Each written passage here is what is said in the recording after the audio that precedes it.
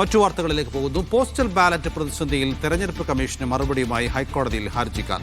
Rule 27 പ്രകാരം വോട്ടെണ്ണൽ സമയത്തിന് തൊട്ട് മുമ്പ് വരെ പോസ്റ്റൽ ബാലറ്റ് സമർപ്പിക്കാം. പോസ്റ്റൽ ബാലറ്റിന് അനുവദിച്ച സമയം കഴിഞ്ഞുവെന്നായിരുന്നു കമ്മീഷന്റെ എതിർ സത്യവാങ്മൂലം. ഹർജികൾ ചൊവ്വാഴ്ച വീണ്ടും പരിഗണിക്കാൻ മാറ്റി.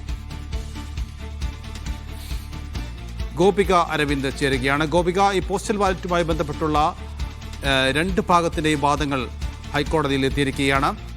എന്താണ് കമ്മീഷൻ ഇക്കാര്യത്തിൽ എടുക്കുന്ന നിലപാട്? നൗഫൽ, കഴിഞ്ഞ ദിവസം ഈ ഹർജി പരിഗണിച്ച സന്ദർഭത്തിൽ തിരഞ്ഞെടുപ്പ് കമ്മീഷൻ തങ്ങളുടെ സത്യവാങ്മൂലം കൃത്യമായി സമർപ്പിച്ചിരുന്നു.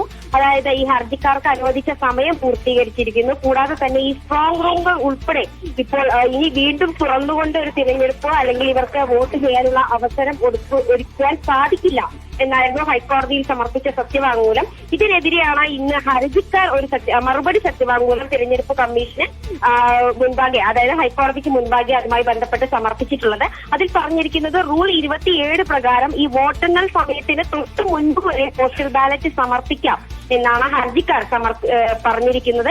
എന്തായാലും ഈ ഇരു വിഭാഗങ്ങളും സമർപ്പിച്ച സത്യവാങ്മൂലത്തിൽ ഇനി ഈ വരുന്ന ചൊവ്വാഴ്ച വീണ്ടും ഒരു ഹിയറിംഗ് കൂടി ഹൈക്കോടതിയുടെ മുൻപാകെ നടക്കും. അതിനെ തുടർന്നായിരിക്കും ഒരു അന്തിമ തീരുമാനം ഈ വരുന്ന ചൊവ്വാഴ്ചയായിരിക്കും ഹൈക്കോടതി ഇതിൽ തീരുമാനിക്കുക.